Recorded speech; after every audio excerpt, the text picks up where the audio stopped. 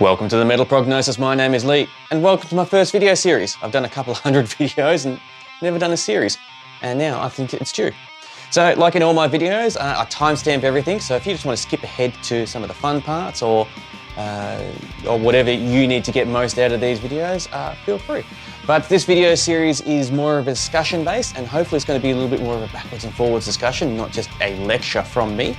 But this first video, is going to be a little bit more of a lecture because I'm going to explain to you one of my past recordings, and then we're going to start in the next video, start a brand new session where I'm going to pretty much run through my next EP that I'm recording. So I've got 5 songs set up, and I'm going to try new things that maybe you suggest, other things that I've come across yet to really try implement it to see how it works, and yeah, really see how far I can push the production and the workflow and the efficiency of recording this EP.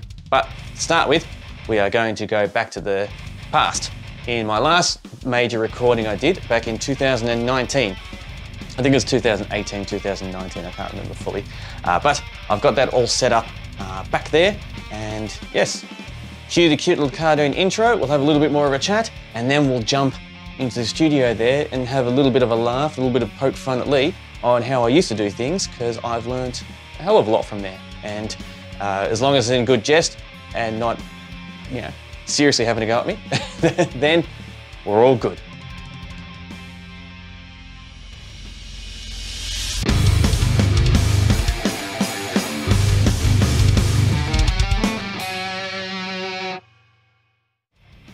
Time to have a quick discussion on my inspiration behind starting this YouTube channel, full stop, which will lead into why I'm doing this series, and hopefully I can keep doing other type of series too if this one goes good enough. So, having a bad start today, so let's see how this flows.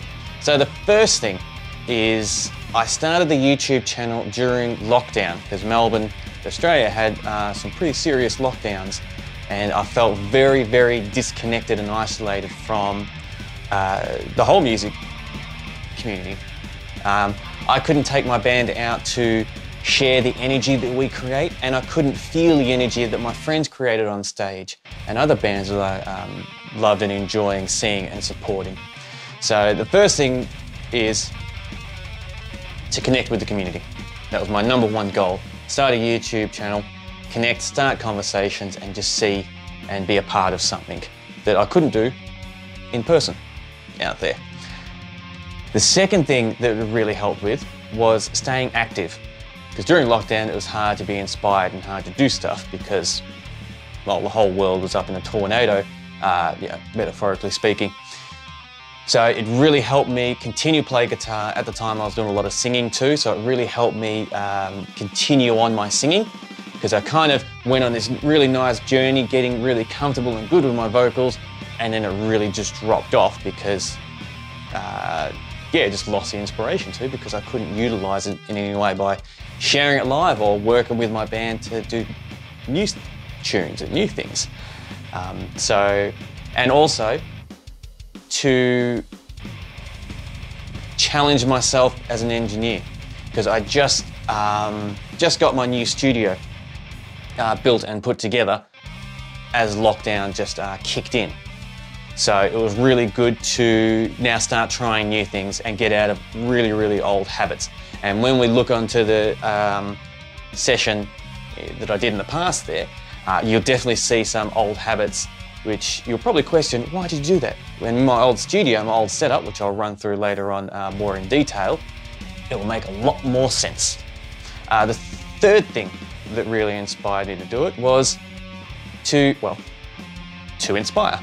To inspire and teach people, because when you're going from A to Z, there's no perfect path to get there. There might be a more comfortable path that you would like to take, that people do take, or a more efficient path that the individual has gotten good results for, and that's how they like to do it.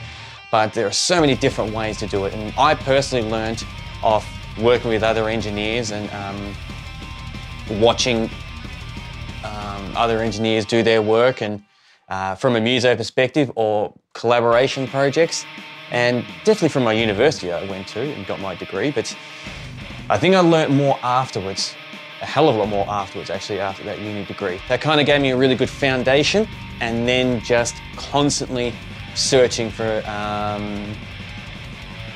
different little tricks here and there that you can do to do it.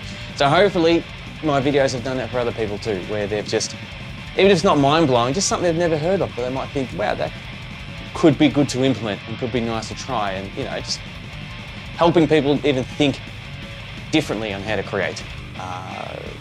That was definitely one of my inspirations.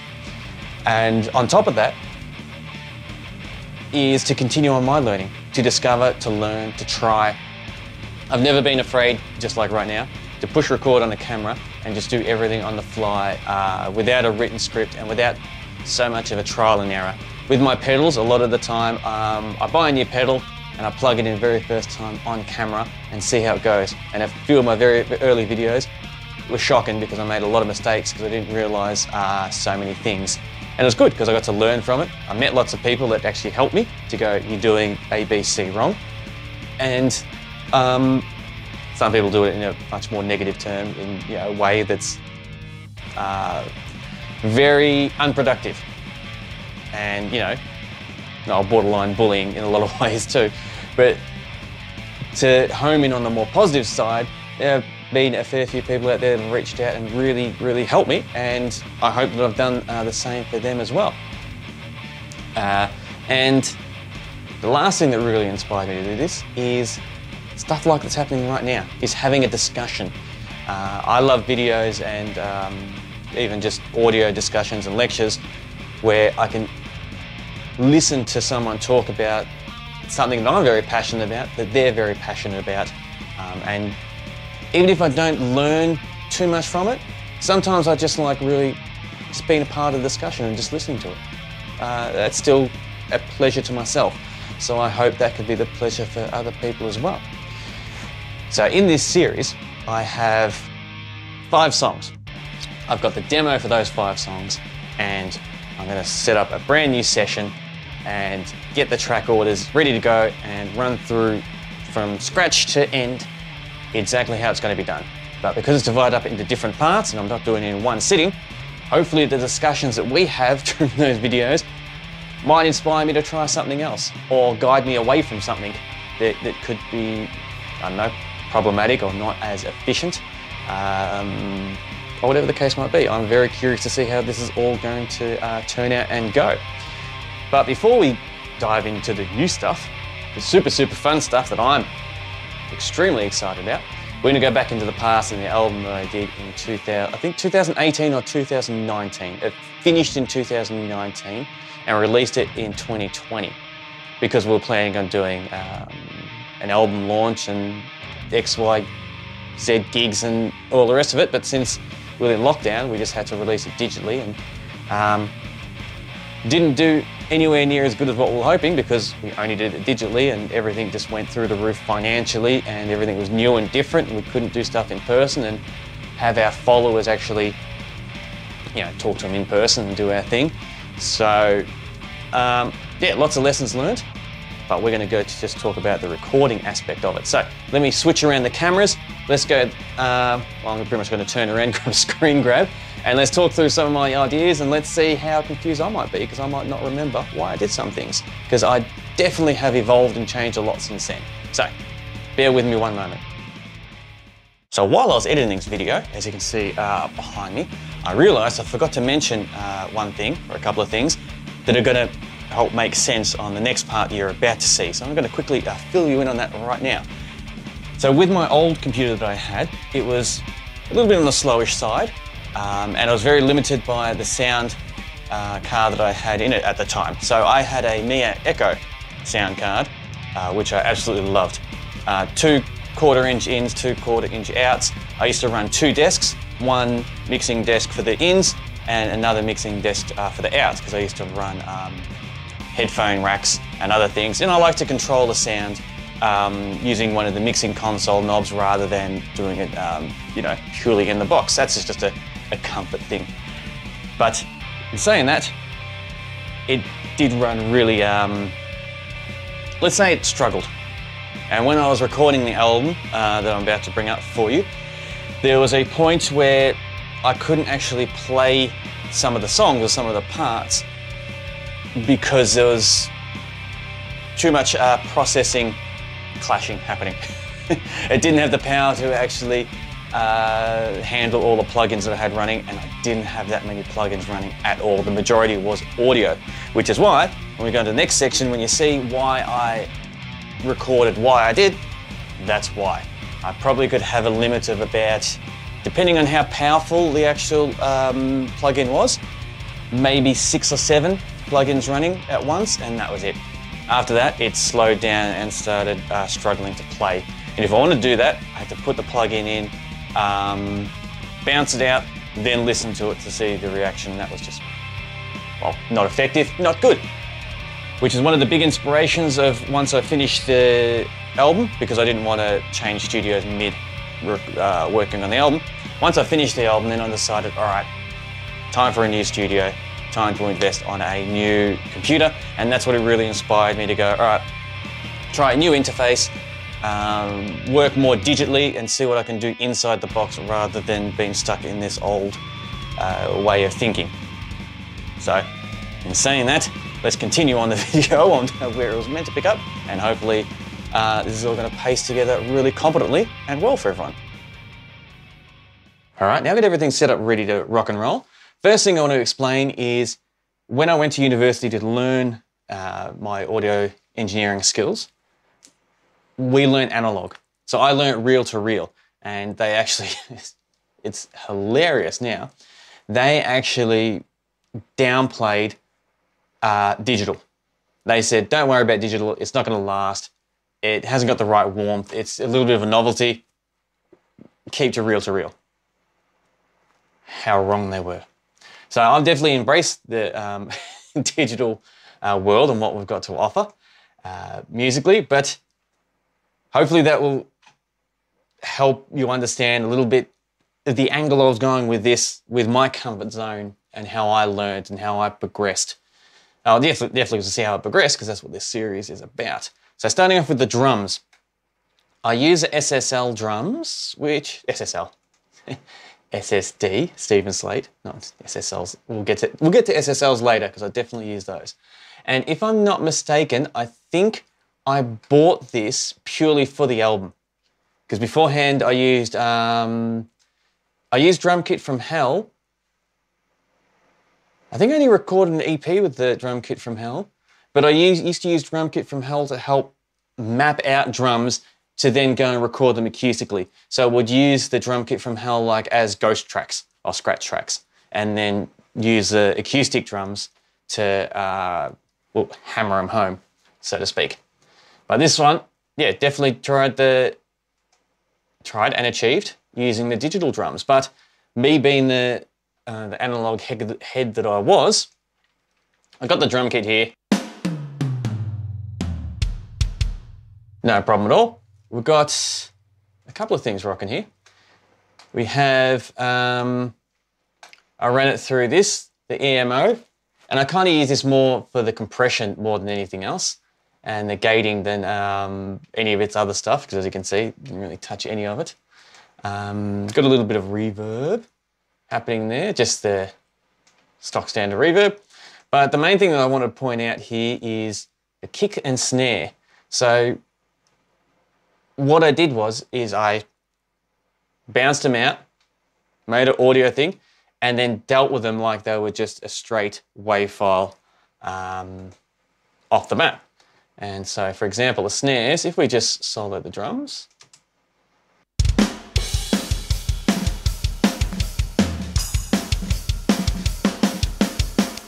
and I drop the snare in and out, and then we'll have a quick look at it.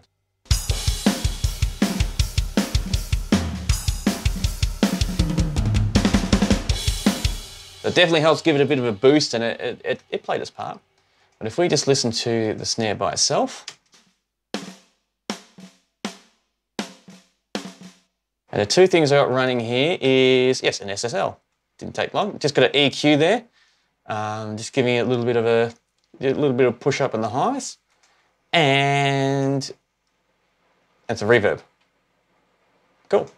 So let's just take this in and out a bit and just hear the difference.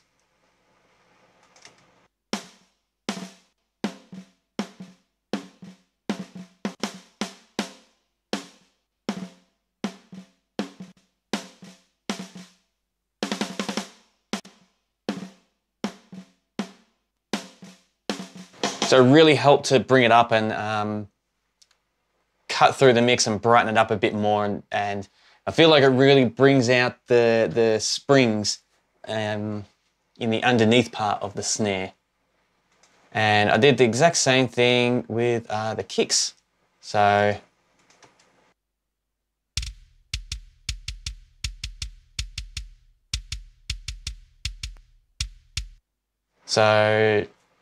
no, that's the snare. Look at the snare one. Go to the kick one. Okay, here we go. So I've got an EQ rocking there.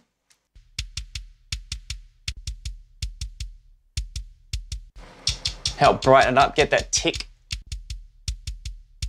Get that little tick tick happening.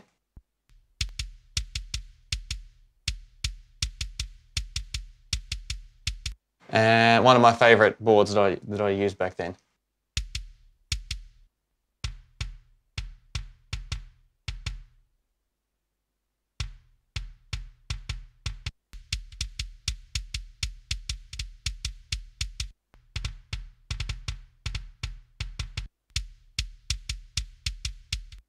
I can tell this a while ago because whenever I use SSL now, that analog is always off. Religiously, I turn that thing off. So the fact that it's left on is a sign that, yeah, it's definitely an old one. So yeah, the drums, that's how I did it. And I kind of blended it in. So with the snare, I added more reverb to it to use it as a brightener and as a reverb to the overall drum mix, which is an old way of how we used to patch things on the huge mixing console desks, where it would have all the different ones and one would just be strictly reverb for the snare or reverb for the overall drums or delay and only delay, none of the actual clean parts at all, because you would have all different, I don't think you can see it down here, where, let's see if I can point the camera down there, maybe? Yeah, all different racks here that just had that one purpose of 100% just a reverb, 100% just delay, or whatever the effect is that you needed it for. And you'd be patching stuff from there to there, grabbing cables and doing it. And that's what I've kind of done here. I've emulated that aspect where if I want a little bit more boom in the snare, for example, I would bring up that more overly reverb snare there to help, how can I do it? Like pamper it out a bit, if that makes sense. So I'm definitely keen now, because I haven't really done it much at all, is, my mate Dave Brigg was talking about it, is like you can mix inside the plugin. Why don't you just do that? And I was like, yeah, because I hardly do it. All I've done here is just done a little bit of volume shifting, and that's about it, and a bit of panning.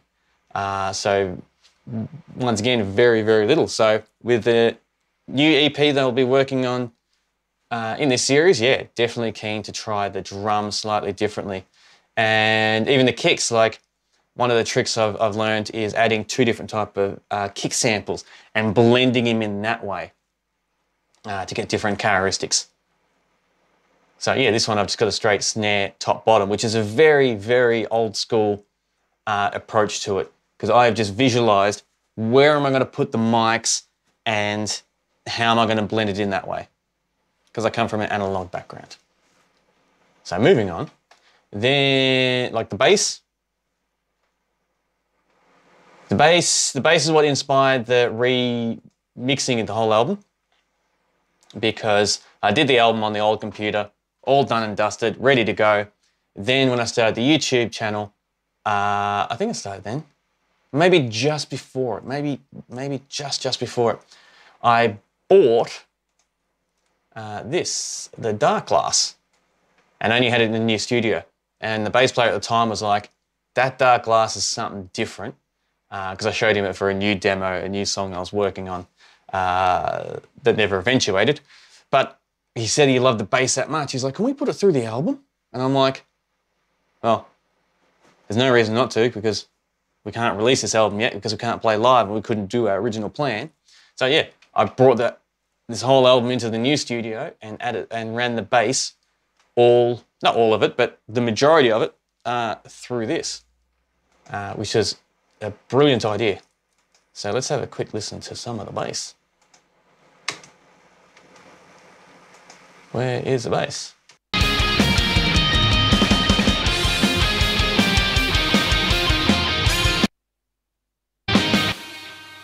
Bass dark glass muted, sorry. There we go. This is what happens when you do things on the fly, you make mistakes. I don't cut it, it just stays in there. And people get angry at me for not knowing what I'm doing. Sure. Like, everyone makes these mistakes. All right, so now we can solo the bass.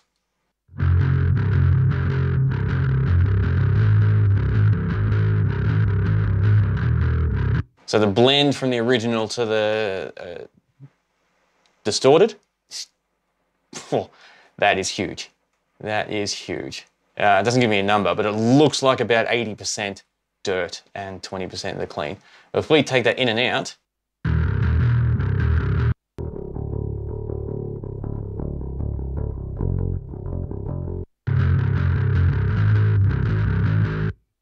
gave a little bit of a boost in the output there. But yeah, once again, this is thinking very, very analog, because we've got a different output up here that I didn't even touch, because I visualized the pedal being there, and that's the amazing thing about plugins and how far they've come, because you can emulate them exactly like the original thing. But yeah, there's the bass, the guitars. These guitars were all done through my 11 rack I've got down here, because I just bought that to do this album, actually, because I wasn't happy with my guitar tones and I was in a bit of a guitar tone hunt and search, and because I never got into VST plugins for guitar tones because they always had a bad rep and just didn't quite have it, so I wanted some physical equipment so I could also then put it towards my amp or speakers, or, you know, utilize the physical aspects. But yeah, everything's changed now, so it's awesome. We've got so many more amazing things we can try out and do. So what am I doing here? I'm doing a lot. Now let's go through it. So I've got a shaky take.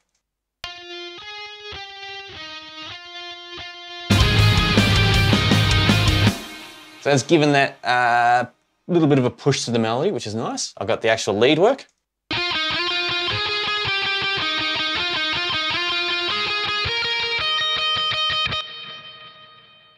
Cool. Got more lead work here.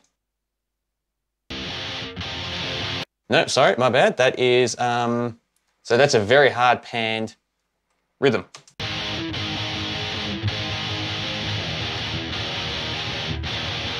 And also what I did was I did a center track, which is a lot lower to kind of fill in that bottom end.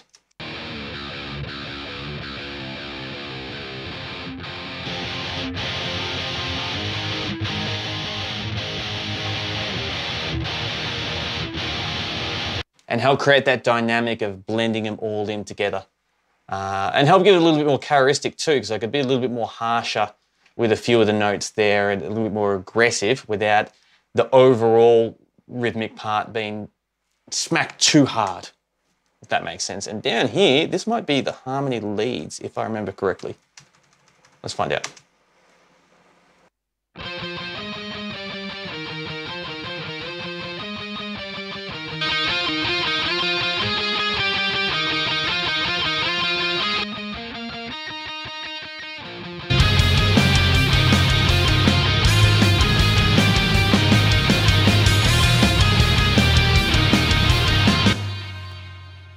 And all I did with the guitars, hopefully the screen grab picks up all this, is we have a couple of things. We have, in the lead guitar, I used a stereo enhancer, which I use in a lot of things just to help make it a little bit more dynamic. Chris Lord, I said it like he's some king. Chris Lord, no, he's a cool engineer. Yeah, he used one of, this is actually acoustic. plugin. But I use it for its reverb and its delay to give it that effect, to give it that more. I don't know about more now. That any plugin will really do it, but this one just seemed to gel nicely with all its different. Well, let's chuck it in and out and here.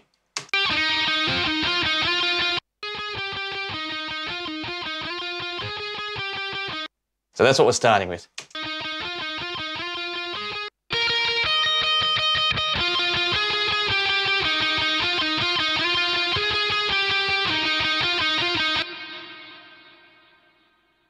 Yeah, I think it works really well. I really like it. Can't really tell you why I chose it at the time, because it was too long ago, but I definitely, now listening to it, it's got that nice, distant, watery type of delay and body to it that I think suits that really, really well. Yeah, so that's what we did. That's what I did for the lead work, to give us that a little bit more. And I think I used, I think I used the Chris Lord as well for some of the vocals. Let's have a quick talk about the vocals. So as you can see, the inserts, like there's nothing there. They're just straight raw. And what I did, let's just double check that. Cool. And I pan this out like a lot of projects do. I'm definitely not unique with any of this compared to other engineers and all that. I broke them off into 3 different sections and then subsections from that. So I got my main lead vocals, which is a foundation that went through the whole thing. I had my backing that just went through, as you see, the second, that's right, had this is a very old engineering trick that you could do for guitars, but definitely for vocals.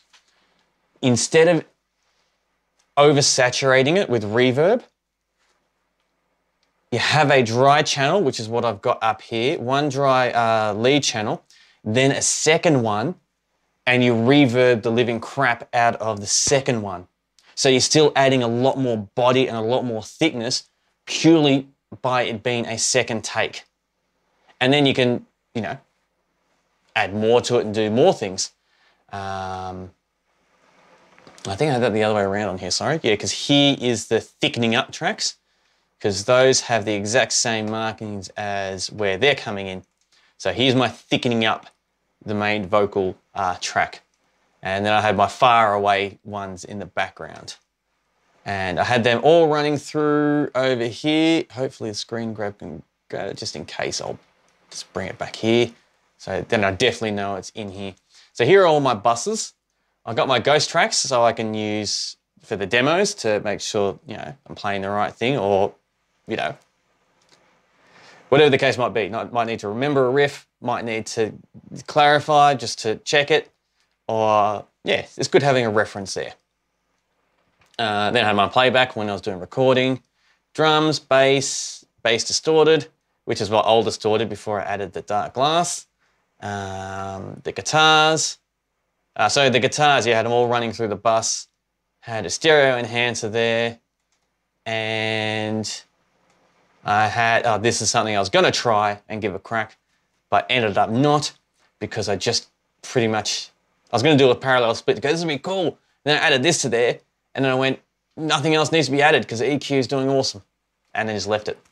So instead of being this matrix of a labyrinth of all these cool things I can chuck in and go from here to here and chuck here and that, the one EQ did awesome. So I'll show you that in a moment. Let's just continue on vocals before I go too much on a tangent.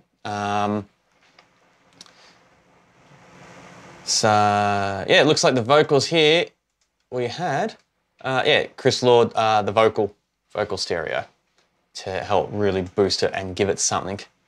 And didn't have that for the second one because I wanted to keep that more as a dynamic EQ purpose. But then for the backing, I had it in again with very different, like a lot more highs, a lot more compressed, a bucket load more reverb, large reverb to really help blend it in and give it that more spacey aspect of it. So let's see, lead vocals. Now stop singing, so this could sound horrid to me. Let's find out. Why can't save your life? Bridges burning to the ground, I can't find my own way. Why can't save your life? Bridges burning.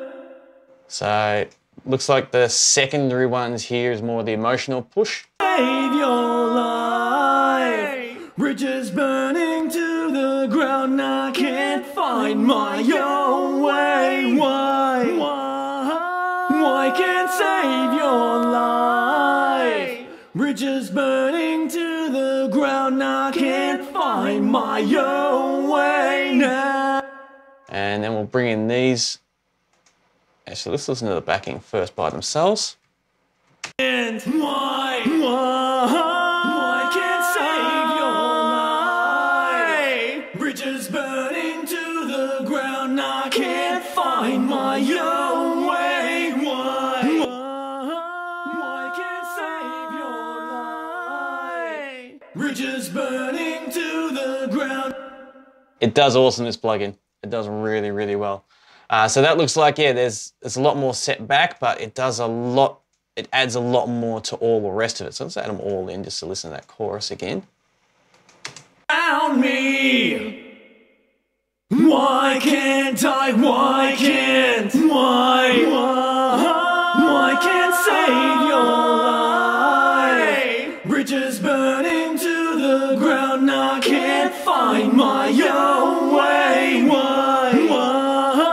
Why can't save your life? Bridges burning to the ground, I can't find my own way now. Yeah, so I don't know how I'm going to approach the vocals for this next one because I've got a vocalist, not myself. So that's going to be a little bit different. But there's a quick run through on. Oh, let me do the guitars first. I'm going to do the guitars. I said I was going to do the guitars. Not that I'm against it because I just got to remember. So guitars.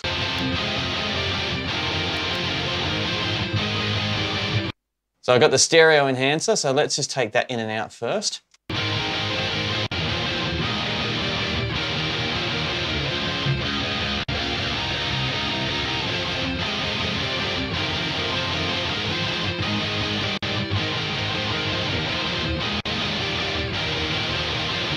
So it definitely does push it from being a little bit squished to really more rounded. It's not just pushing them straight out, linearly, so to speak. It definitely sounds more rounded how they do it, like a fish globe type of effect, audibly. And then we have an EQ, so.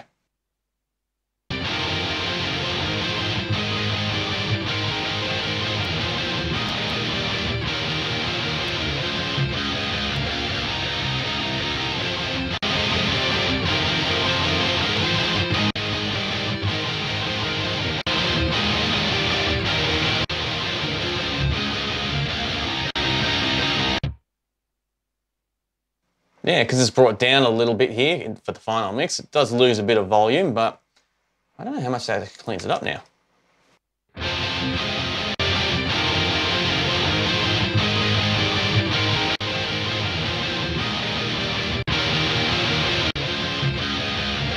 It must more tame it for the mix.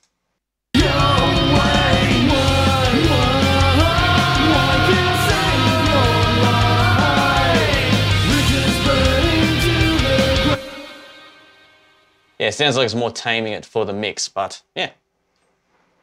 It's interesting going back seeing all this because I got to approach that differently. So yeah, as you can see with these guitars, like they are straight waves.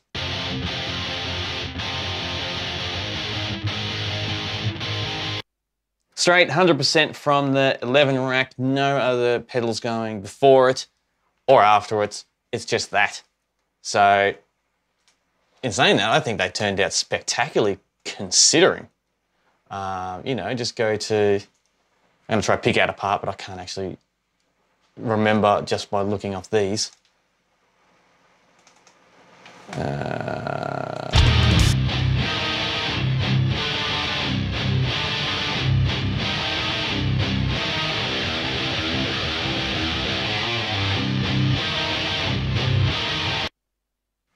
yeah, they're sounding pretty warm and pretty full.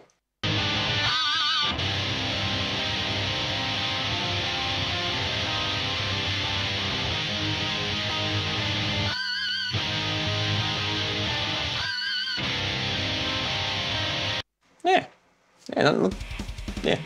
It was a good choice for at the time, and the results turned out decently for it. But for the new project, different tuning, different style, different intensity, different everything. So I'm very keen to see, coming from this type, because this is the last big project I did. Keen to see where I've evolved from there and where I've done. So in the next video, in the part 2 of this series, that I'll hopefully have a title. Well, there's definitely going to be a title by the time you see it. It's going to be uploaded and ready to rock and roll. I'll be doing a full strip back. So it'll be an empty session, and then we'll start running through this and putting it all together from absolutely nothing, and see how I approach the guitars very differently, the bass, the drums, all of it, the whole works, the vocals. Because like even the drums, I was looking at the different drums things, and where'd you go, drums? Yeah. So instead of using the EMO, which is fine, it's a decent plugin. It does the work. I'd actually be using a clipper now, so having it a little bit more organic and keeping a lot of the more natural sounds there, and taming it differently to get a different type of dynamic result, for example. And yeah, I've got a couple of different clippers that we're going to try that are going to have different effects and do different things, so it's going to be really interesting. I think it's going to be, I'm super excited for it. But yeah, it's going to be really, really interesting to see how it's all going to pan out, how it's going to go. So let me just move that for a second so I can be a little bit more central. So fix this up on the fly, if I can. I'll look at it more. Excellent, there we go.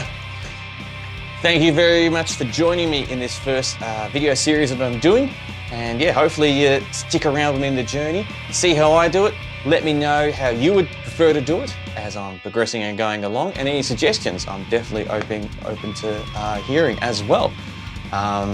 Because when it comes to doing big projects like this, it's about getting the best results, but also within reason, within what you have to work with.